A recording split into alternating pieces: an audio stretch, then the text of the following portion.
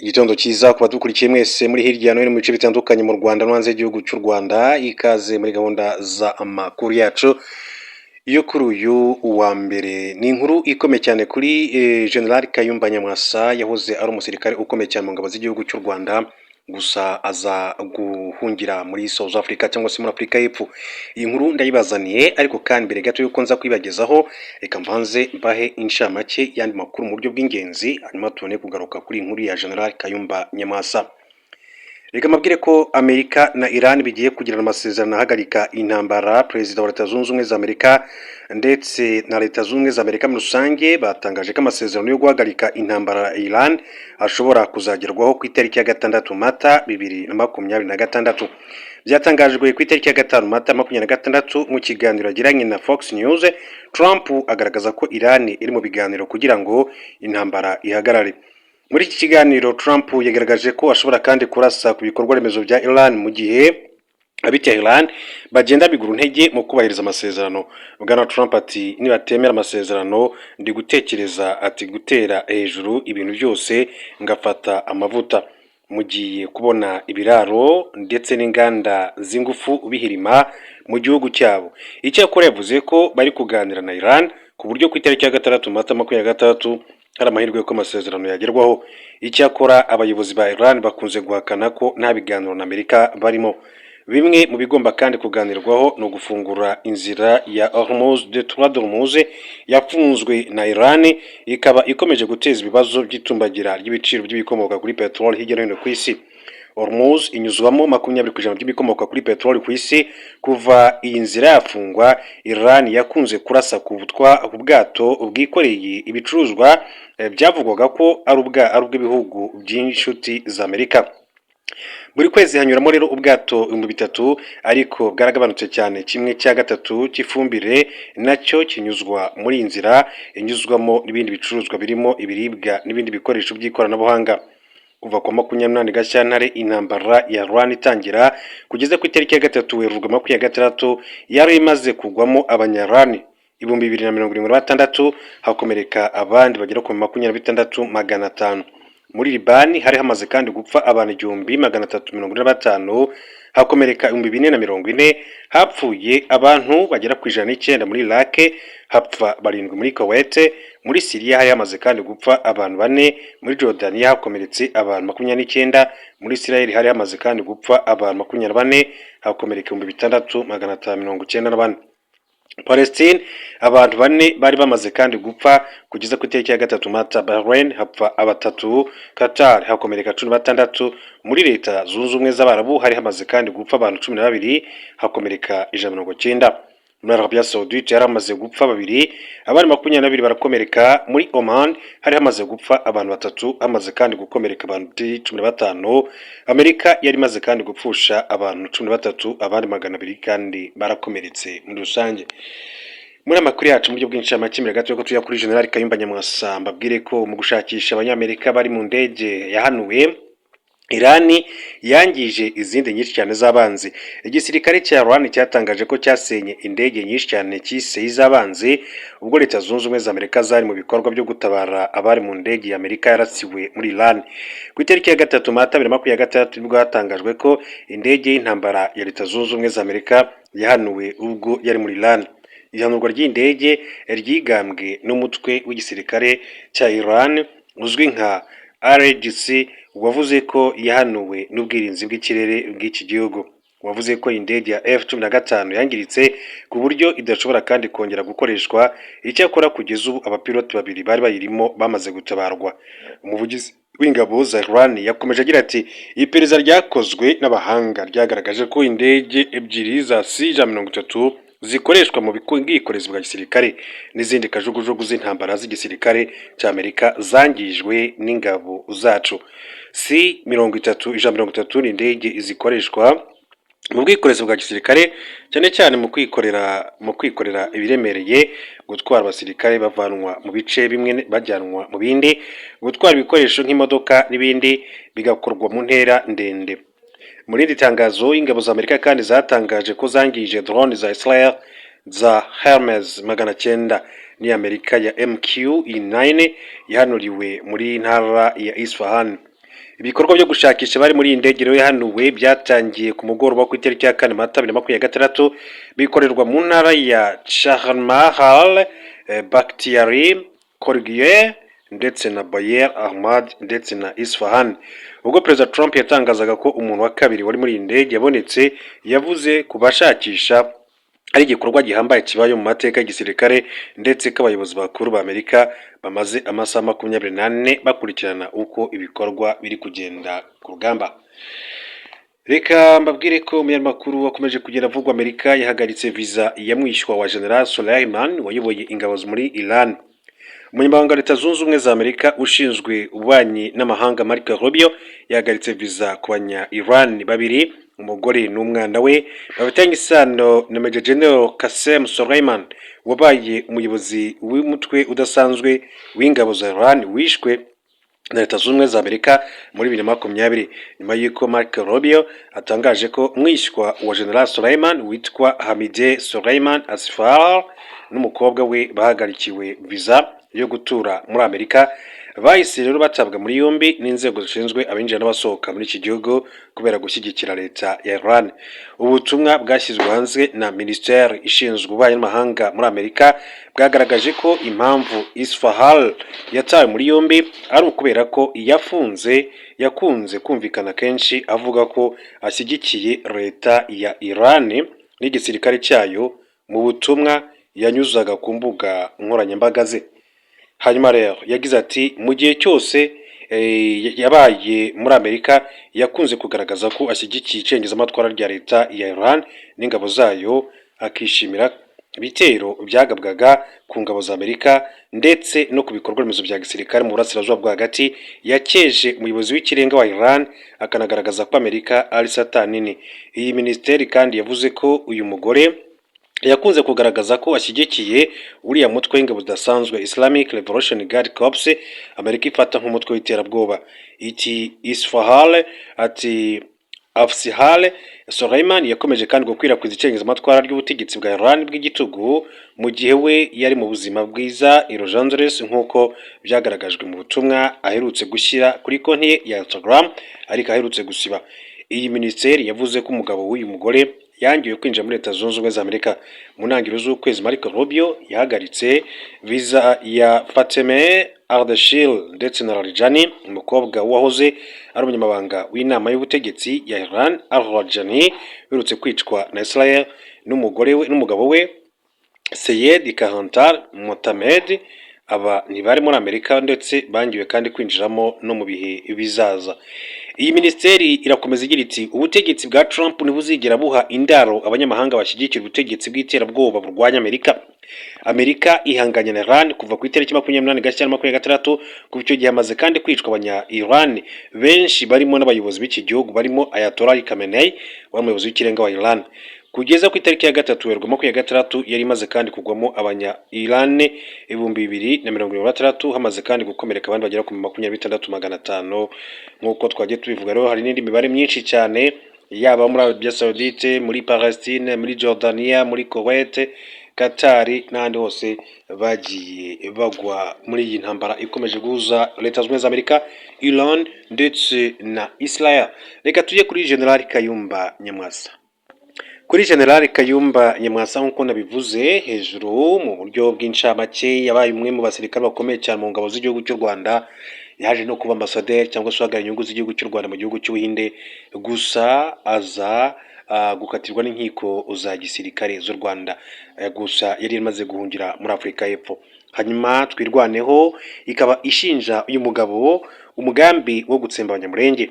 Umutwe wa MRDP Twirwaneho ukorera mu ntara Kivu y'Amajyepfo muri Repubulika ya Demokarasi ya Kongo ushinja ihuriro rya P5 rya Faustin Kayumba Nyamwasa, leta y'u Burundi n'umutwe w'iterabwoba FDLR kugira umugambi wo gutsemba Abanyamulenge. Umwe mu baofisiye bakuru ba Twirwaneho, Colonel Rugabo Fidel, yatangaje ko afite amakuru yizewe agaragaza ko nyuma yaho P5 igabweho ibitero bikomeye mu myaka yashize ishaka gusubira muri Kivu y'Amajyepfo kandi ko ishyigikiwe na leta y'u Burundi ndetse n'iya Repubulika ya Demokarasi ya Kongo. Yagize ati Kayumba yaraje ariko nawe ntabwo yizanye kuko inyuma ya Kayumba harimo abandi bantu bamushyigikiye. Irya P5 ya mbere yabaye muri iriya myaka ishize.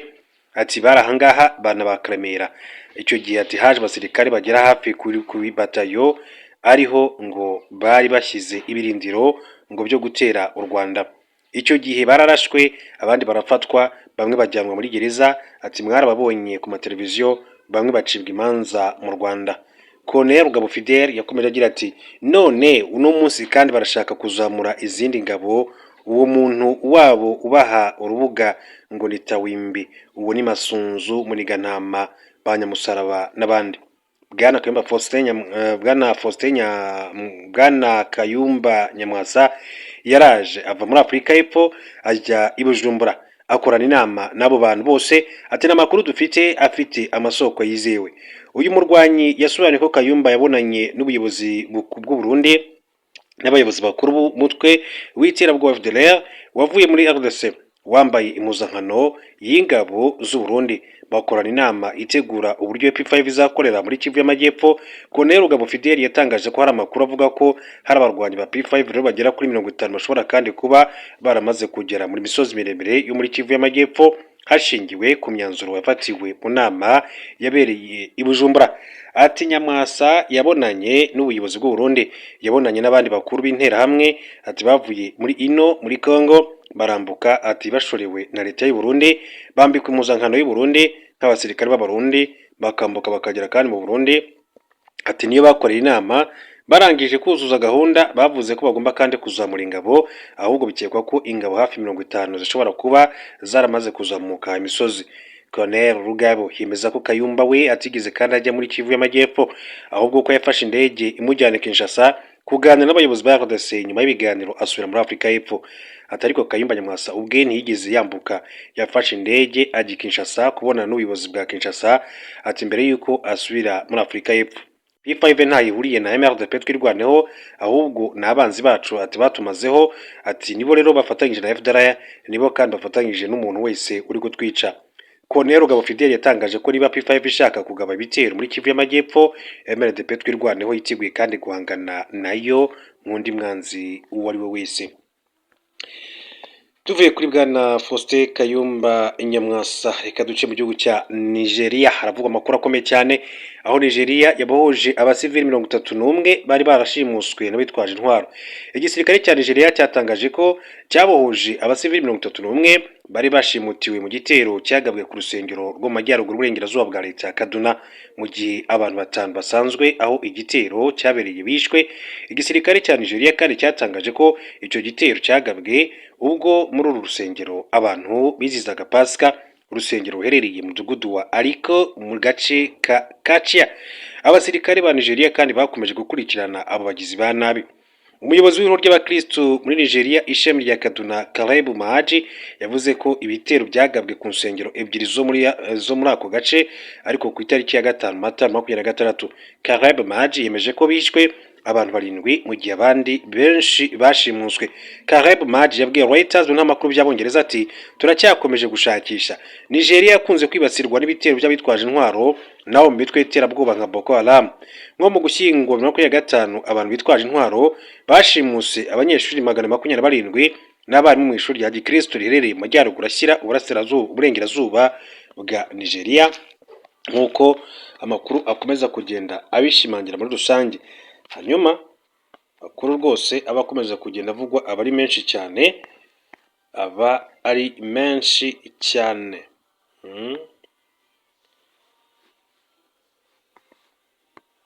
Makuru abakomeje kugenda avugwa aba ari menshi cyane.